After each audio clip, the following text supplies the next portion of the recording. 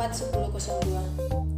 Pada video kali ini, saya akan membahas tentang studi kasus dari mata kuliah Perencanaan Nasional dan Daerah, yaitu tentang perencanaan pembangunan di negara Malaysia. Langsung saja kita simak video berikut ini. Selanjutnya kita akan membahas tentang profil negara Malaysia. Malaysia adalah sebuah negara monarki konstitusional federal yang terletak di Asia Tenggara. Di selatan Malaysia Barat adalah Singapura yang dipisahkan oleh Selat Johor. Kegiatan ekonomi utama penduduk Malaysia adalah pertanian. Hasil pertaniannya antara lain yaitu padi, teh, buah, tebu, kakao, kelapa sawit, dan karet. Karet menjadi komoditas ekspor andalan Malaysia. Kegiatan ekonomi lain yang dilakukan oleh penduduk Malaysia adalah industri, pertambangan, dan kehutanan. Hasil tambang Malaysia antara lain yaitu gas alam, biji besi, timah, boksit, tembaga, dan emas. Malaysia merupakan negara penghasil timah terbesar di dunia. Pembahasan selanjutnya yaitu tentang kemajuan pembangunan di Malaysia. Malaysia pada beberapa tahun terakhir memperlihatkan ketekunannya untuk mengembangkan dan meningkatkan infrastrukturnya. Negara yang berdekatan dengan Indonesia ini memiliki salah satu infrastruktur tercanggih di antara negara-negara industri baru di Asia. Perkembangan pembangunan infrastruktur di Malaysia yaitu salah satunya di kota Kuala Lumpur seiring dengan fasilitas transportasinya yang sangat modern. Transportasi publik di Kuala Lumpur terdiri dari layanan bus, taksi, dan kereta api.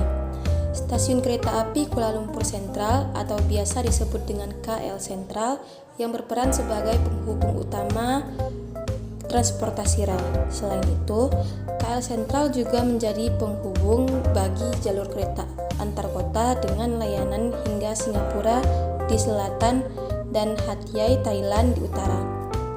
KL Sentral ini tidak hanya sebuah stasiun kereta biasa, namun lebih merupakan sebuah pusat konektivitas antar moda transportasi terbesar di Malaysia, bahkan di Asia Tenggara. Stasiun ini dibuka pada 15 April tahun 2001 untuk menggantikan stasiun kereta api Kuala Lumpur. Pembahasan selanjutnya yaitu proses pembangunan. Stasiun Kuala Lumpur sendiri awalnya sudah berusia lebih dari 1 abad sejak pertama kali beroperasi, yaitu pada tahun 1886 untuk menghubungkan Kuala Lumpur, tempat kedudukan penduduk Inggris, dengan pelabuhan Keong. Pembangunannya terdiri dari 2 fase, yaitunya pada tahun 1994 dengan tujuan untuk meningkatkan transportasi publik warga Kuala Lumpur, pemerintah Malaysia mulai membangun KL Sentral melalui sebuah konsorsium yang dipimpin oleh Malaysian Research Corp (BHD MRCB) untuk mengubah 72 hektar area di sekitar stasiun kereta api Kuala Lumpur menjadi sebuah pusat transit yang modern. Arsitek proyek ini adalah Kiso Kurokawa yang juga merancang Kuala Lumpur International Airport atau KLIA. Kemudian pada tahun 2001, KL Sentral resmi beroperasi. KL Sentral mempunyai 8 jalur kereta api yang melayani Kuala Lumpur. 6 diantaranya yaitu KL Sentral, Rapid KL, KTM Komuter, KTM Intercity, KL Monorail, serta KLIA Express dan KLIA Transit yang melayani jalur khusus ke KLIA. Sejumlah layanan kereta api antar kota yang melayani beberapa tujuan di semenanjung Malaysia hingga Singapura pun berangkat dari KL Sentral. KL Sentral pun menjadi tujuan beberapa bus dengan tujuan tertentu. Yang terbarunya yaitu pada tahun 2013 direncanakanlah kereta api bandara yang merupakan alternatif bagi warga Malaysia yang sudah direncanakan oleh pemerintah Malaysia, yaitunya Kementerian Pengangkutan yang sudah dikerjakan sejak 2013 yang lalu. Pada 1 Mei 2018 telah diresmikan rute kereta bandara Skypark-Link.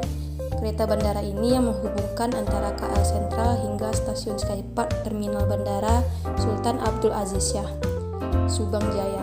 Jalur kereta bandara ini merupakan cabang dari jalur KA Skypark-Link Kuala Lumpur. Selanjutnya kita akan membahas tentang Skypark-Link. Skypark-Link adalah layanan kereta ekspres terbesar di Kuala Lumpur, Malaysia, antara Kuala Lumpur Sentral atau KL Sentral dan Bandara Subang. Ini adalah layanan jaringan kereta bandara kedua di Malaysia setelah Express Railing atau KLIA Express dan KLIA Transit.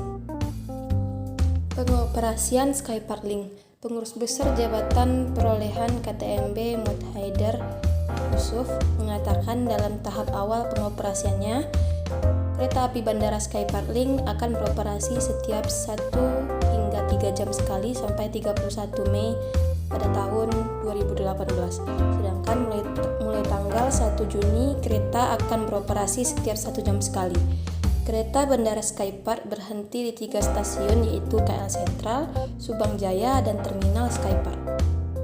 Dan untuk pengoperasiannya yang dilakukan oleh Kereta Tanah Melayu atau KTM, pelayanan ini berbagi jalur yang sama dengan jalur Pelabuhan Kelang antara KL Sentral dan Subang Jaya.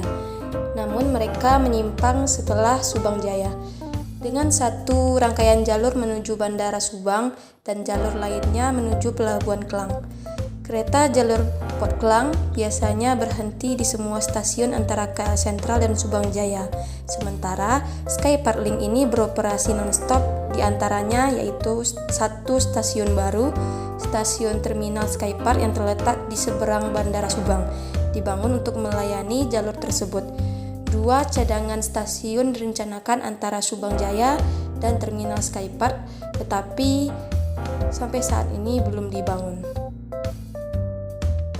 Selanjutnya, tujuan dibangunnya kereta api bandara Skypark-Link. Dibuatnya rute kereta bandara ke Sultan Abdul Aziz Shah dikarenakan banyaknya penumpang pesawat yang bepergian menuju bandara ini.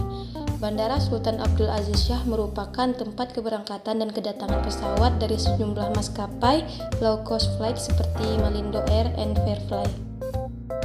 Kemudian, menurut Wali Kota Shah Alam Datuk Moh Jafar Moh Atan mencari stasiun tambahan di section U1 untuk kenyamanan wisatawan yang pergi ke Bandara Sultan Abdul Aziz Shah. Jalur sepanjang 8 km akan dimulai di stasiun komuter KTM Subang Jaya dan berakhir di Terminal Skypark yang terletak di Terminal 3 Bandara.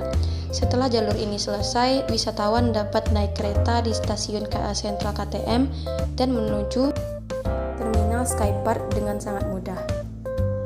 Berikut merupakan video kompilasi KL Sentral, Subang Jaya, dan Terminal Skypark.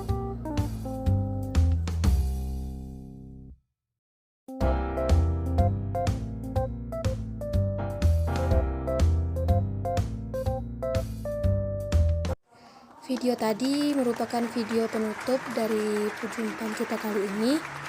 Saya Mutia Imelda, mohon maaf atas segala kesalahan. Saya sudahi dengan wassalamualaikum warahmatullahi wabarakatuh.